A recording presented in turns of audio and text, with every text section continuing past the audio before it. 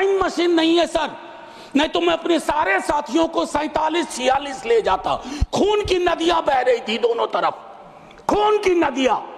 मंदिर में गाय काट के फेंकी जा रही थी, मस्जिद में सुअर फेंके जा रहे थे। उस दौर में एक ऐसे देश के निर्माण का संकल्प, गलतियां हुई होंगी। आप विलेन क्यों बनाते हो भाई?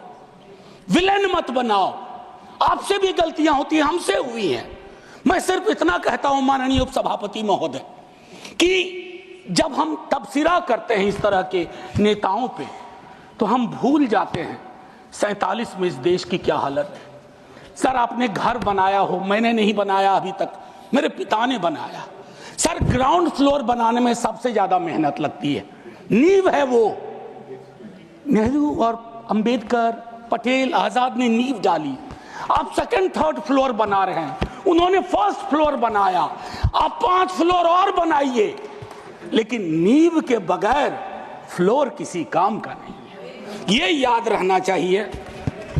सर माननीय उपसभापति महोदय, हमारे प्रधानमंत्री जी, भाजपा के कई साथी, और चूंकि ये संविधान की डायरेक्टिव प्रिंसिपल्स में है कि यूनिफॉर्म सिविल कोड, सर मैंने विस्तार से अध्ययन किया है, नड्डा साहब ने भी अध्ययन किया होगा, तमाम साथियों ने।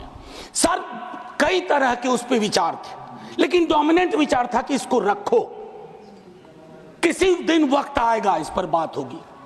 सर 44 आर्टिकल जो कि ड्राफ्ट में 35 था, उससे पूर्व आर्टिकल 39 क्लॉज सी है sir, about concentration of wealth. Income inequality का इस देश में जो आलम है, हम टाइम बॉम्ब पे बैठे हुए हैं, टाइम बॉम्ब है ये, और ये सबको इंपैक्ट कर रहा है, ना सिर्फ गरीब मजलूम वर्गों को, मध्यम वर्ग को। अभी हालिया रिपोर्ट आई कि प्रॉफिट मेकिंग कंपनीज, लेकिन उनकी प्रॉफिट का एम्प्लॉय के सैलरी में कोई रिफ्लेक्शन नहीं है सर। रिलेटिव डिप्रिवेशन का जन्म हो रहा है। 44 तक पहुंचिए यूनिफॉर्म सिविल कोड तक, लेकिन रास्ते में एक मील का पत्थर है आर्टिकल 39 से, वहां रुकिए, ठहरिए, सोचिए कि इसको, क्योंकि अंबेडकर साहब को आप कोट कर रहे थे सोशलिज्म के बारे में कि वो कहते थे कि वो तो रचा बसा है, सेक्युलरिज्म रचा बसा, मानता हूं, लेकिन उन्होंने नेशनलाइजेशन ऑफ लैंड और इंडस्ट्री की भी बात की थी।